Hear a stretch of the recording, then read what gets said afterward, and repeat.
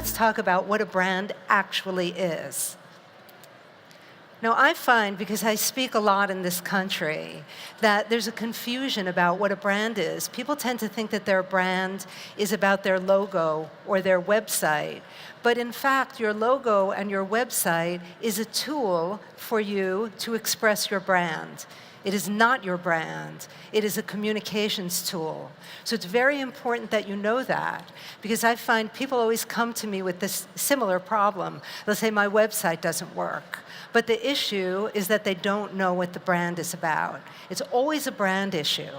So I really want you guys to get that by the end of this talk. Okay, so in reality, now what I want to say, some of you are designers, right? Some of you are shop owners. You have e-commerce, all kinds of things like that.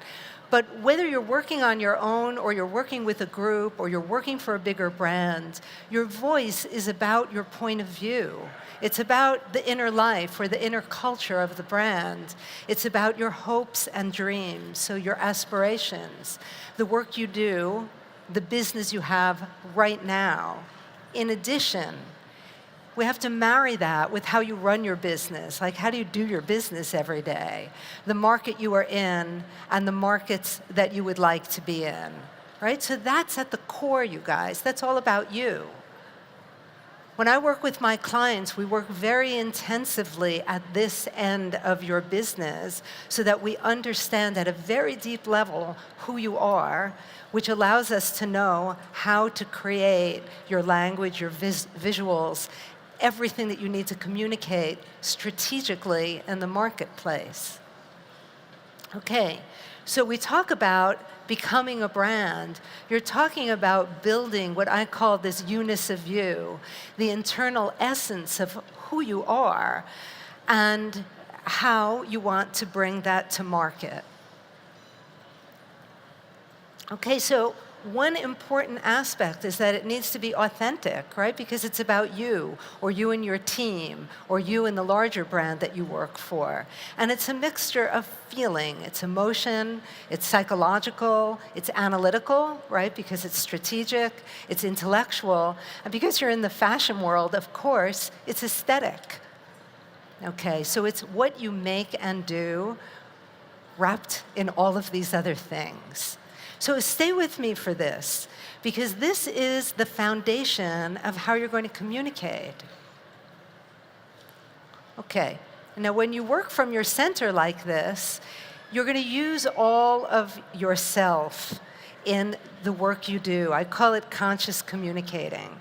And I call this kind of process transformational branding, because it's not the outside in, it's always from the inside out. Okay, now I'm going to tell you the most important thing we're going to talk about today, what a brand actually is. Now, the first aspect is that a brand is about experience and perception. It is not about fact, because the perception may be accurate or maybe it isn't. But that is the first place that the audience meets your brand. So if they're meeting your brand through your communications tools, are they accurately reflecting this center place, right? This authentic you.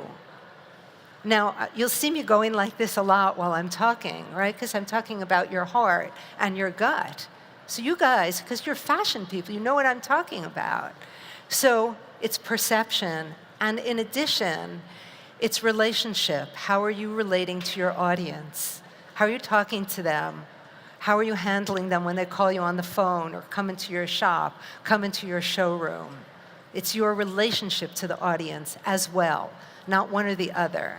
In addition, it's about your reputation and aspirations. So what does that mean to us? People are talking about you. Every one of us is talked about. We all have a reputation, and we all have a place that we want to go with our business.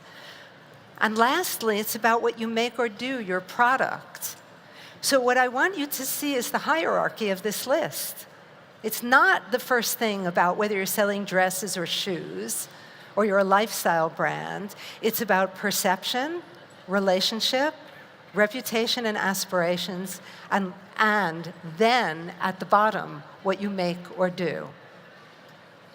Okay, so this is a little exercise I like to go through, but because we didn't have too much time today, I'm going to do it for you. So I want you to understand the difference between a make or do and an attribute, which is a trait.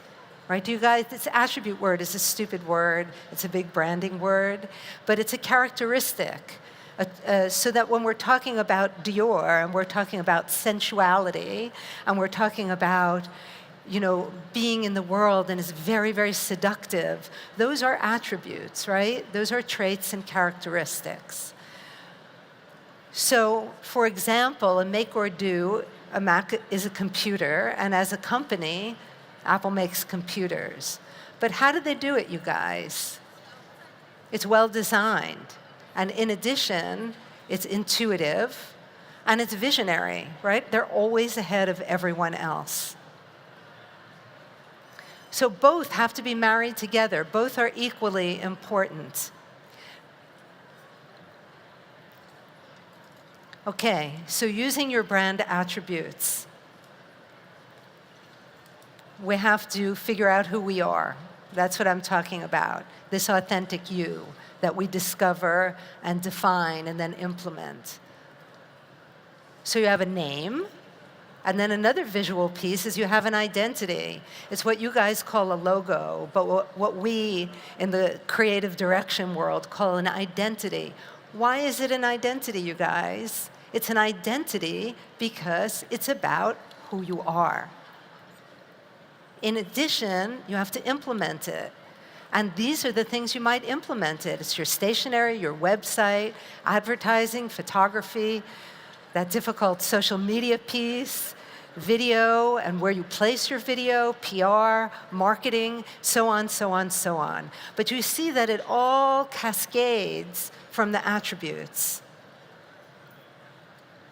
Okay, don't shoot my chart, you guys. Okay, this is another way of looking at it visually. There's the reality of where you are now. But I want you to see this piece back here. Again, it's the perception piece. Maybe it's right, maybe it's wrong. But there's the piece about where you want to be. And what I find very commonly when people come to me is they're falling in the holes between these circles. And we want to be able to pull everything together. So meaning first, and then we go out into the world. Okay, so I thought that we would talk about Nike, right? Because this is a brand that handles its communications and its visuals in a very powerful way. So this is from recent advertising of theirs, and they say, I'm an entertainer. Most entertainers play the guitar, or tell jokes, or sing and dance. They have a routine. I don't. My show starts when I get the ball. My stage is between there and the hoop. I can't tell you what will happen, but I can say that you've never seen anything like it. Now, what I want you to see is on a very dark background, and the idea is very bold, right? It's not sweet, it's not soft. Look at the advertising. This is from a very recent ad campaign. It's the same palette. It says, I am the bullet in the chamber.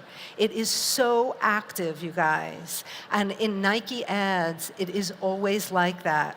There is always something in motion, right? Because they're talking about what the brand is at its base level, at its most basic level. It's about the power of being in motion. Can you see that? Okay. But in addition, they have this tagline, just do it, and they have this logo, which is so famous now, they've handled it so well, that you don't even need to see anything else about the brand. It's so visceral, you understand it at a gut deep level. I want to show you the store design, even though we're not talking about photography here. It looks the same as the advertising. Do you see that? Dark. It feels like maybe we're in a basketball court. It's inferring that. The color of the product, this glowy lighting that pushes everything forward. It's one communication. That's what I want you to see. So the one communication takes you back to the center of what the brand means. Now, about a year and a half ago, they did these amazing art installations in East London. Look at them. Do they feel like the advertising? It's the same story. Right? It's a little bit esoteric, but the thing is, it has the same quality. This is from their website. They do a lot of collaborations. This is a collaboration with Kim Jones. Does it feel the same? It's active, it's in motion, they're using the color. It feels very, very forward thinking. Do you guys see the connections that I'm making? I want to make sure you're with me, because you need to do the same thing. I'm not showing it to you just so that we can look at these pretty pictures together. It's so that you study other brands. This is something that I have all of my clients do. You get yourself a little book and you study a brand every day and you analyze their attributes. So it's a good assignment to give yourself because it helps you to understand how they communicate. And if you get it without judgment, that's an important part. You can't bring your politics into any analysis. Brand analysts try to be completely neutral. Okay, so here we go. It's a call to action brand. It's about your personal best married with everyday athleticism. It's about performance. It's always stylish, cutting edge. Now, Nike was the Greek goddess of victory. I don't know if you know that. But this was the first brand to include and encourage women in sport. The first one, and it's named for a female goddess. But what I wanted to show you here, it's what's going on, like at London Fashion Week and New York Fashion Week, and on the cover of Vogue. Here's Nike, you guys. It's a fashion brand, as well as being an athletic brand. And it's not this fake athleisure. I love athleisure, I don't mean to say that. But it's not an athleisure brand. It precedes athleisure. Okay? So this is from their website, another piece of communications. Bring inspiration and innovation to every athlete in the world. Who is every athlete in the world in their positioning? It's you. It's you and me. It's for everyone. It's a call to action for all of us. So this is what we call in the branding business, I've given you a case study so that you can think about Nike in a more conscious way. Study them when you leave here. Then I thought we could talk a little bit about MAC. You have MAC here, right? MAC Cosmetics. So you're familiar with this brand. Okay, so this is from some trade advertising. MAC. Now, this is from their advertising. What are they telling you? What does it feel like? Is it a lifestyle brand? Is it something like Almay or L'Oreal? No, right? It's bold, right? It's strong, it's challenging. And again, there's something very active in the image. Do you see that? It's not on a flat background. The background is dynamic, pushing her forward, and look at the way she's looking at you. Strong, challenging. From their website. It's the same story, right? Look at the relationship between this and this. It's not dewy lips and, a friendly makeup, right? It's really in your face. Now here I wanted you to see what they're doing on their website. So even though they have very straightforward product shots, what they're doing on here is positioning it as most desired, right? So again, it's about you. It's not flat. They're using language, which is it's not our job today to talk about language, but I'd love to talk to you guys about language another time, because this is another important piece that you have to use in order to communicate your attributes and your positioning. So are you guys familiar with Viva Glam? All the money from this has always gone to HIV and AIDS research. This is a big part of this brand. This brand, while this is a celebrity piece always, it could be anyone from RuPaul to Lady Gaga, right? Because it's completely inclusive. It's for anyone of any sexuality. And that's been their positioning all along. It's bold, it's provocative, inclusive, colorful, glamorous, sophisticated, and always charitable. So that's a different positioning, right? Because it's straight out front. The charity piece is straight out front. Then I thought we'd talk about Lush. Do you guys know this brand? So this is an interesting brand which came out of Pool. And initially, they were a subcontractor to the Body Shop, where they made products that were sold under the Body Shop label. And then eventually they separated some years later and developed their own brand. So this is from their website. Now, it's interesting. I've picked a lot of brands that are working with color. But what I want you to see is they all use color to have a different meaning. Here, the color is about, they're saying, lather up with a fresh slice. What is that telling you? It's delicious. You know, if you go in the store and they cut that soap for you, it looks like a slice of cake. So that's part of the positioning. And it's all organic fruit and vegetable ingredients. So I don't know if you knew that.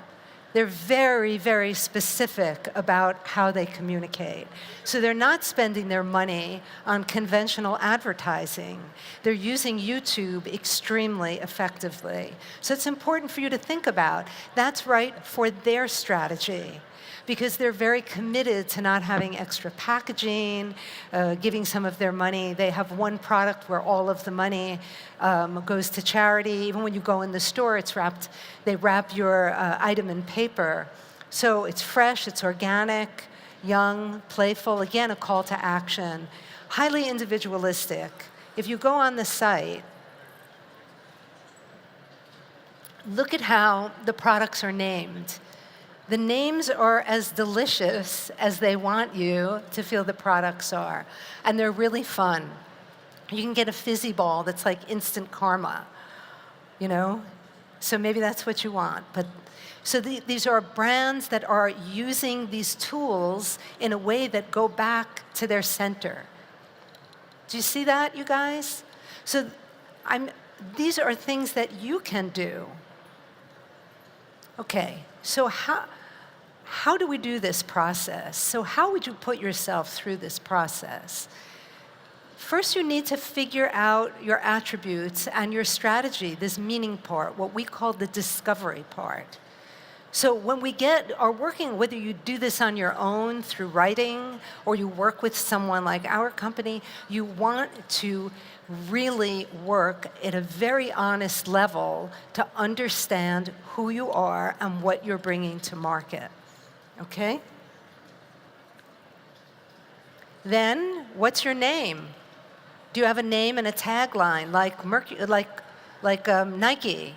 Or are you just like Lush or Mac, which is a very kind of functional name, right? I want you to think about that, because your name, I've worked with companies where their name is a deficit. You want the name to evoke the feeling, not just your initials or something like that. Then you have your brand expression. So I talked about that a little bit with Nike. What is your logo? What is your logo type? What is the color that you use to express your brand? This is a tool that in the creative communications world is your identity. I'm reminding you, it's identity. So it's just like me saying, hi, Susan, what are your attributes? Who are you? What is the team you work with? What are their attributes? That's the internal culture of your business. And what are the products you sell? Are they in alignment with who you are and the culture of your business? Then after that, you build the brand. right? You're going to come from the attributes. You'll know what your name is. Maybe you have a tagline. There's logo type color. And then we move into this kind of tangible world of photography and motion. Maybe website direction, development. What are your marketing pieces? Do you have collateral pieces that you use? If you're a business to business, you need collateral work. Advertising, maybe you come to trade shows and you have signage. You know, when we're working on a project like this, we work progressively. We work strategically in a row to get through all of these elements. So whether you do it on your own, or you do it with your team, or you do it with someone else, you need to analytically go through all these stages. Then, social media. Now, I have a lot of clients that don't like social media. They feel overwhelmed by it. Or, what I find more frequently, that you're not using your brand voice in your social media. You're just using it as a posting site. So that is not brand positioning. That does not accurately reflect your attributes. You want to get your attributes into everything that you communicate, right? So once you figure that out, it's what we call brand touch points in the conventional brand world. And then we need to figure out the language. How are you speaking about the brand? How do you write about the brand? How are you writing about the brand on your website? How do you write or talk about the brand to your clients or your potential clients? Maybe you're a person with a line that you want to sell to Liberty.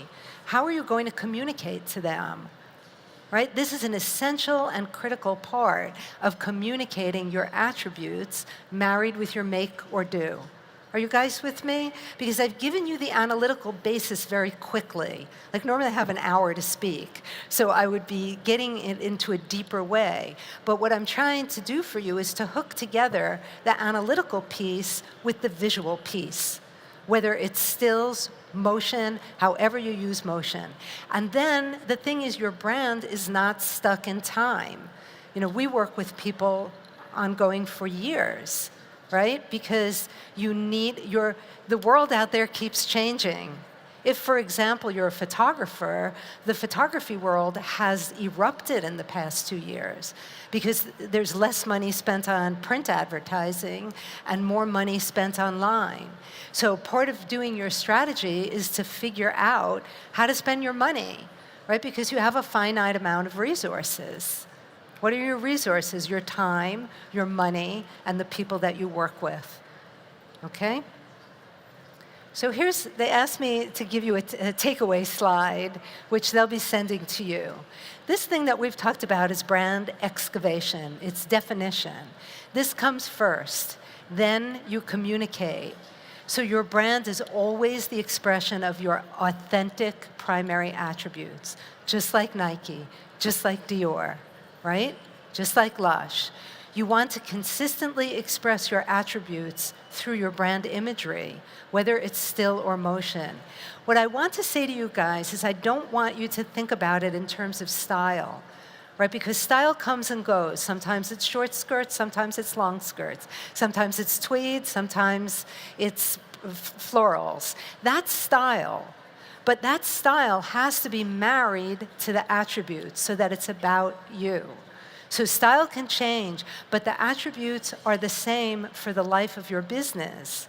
And what's amazing about doing this kind of work is that maybe now you own a shop, or what I like to call chainlets, which are very popular here in the UK, a small group of shops. But then you decide that you also want to open an ice cream shop, right? Because I've had clients who do this. You are using the same attributes. No matter what you do in the future, you are using your attributes at the core of your communication.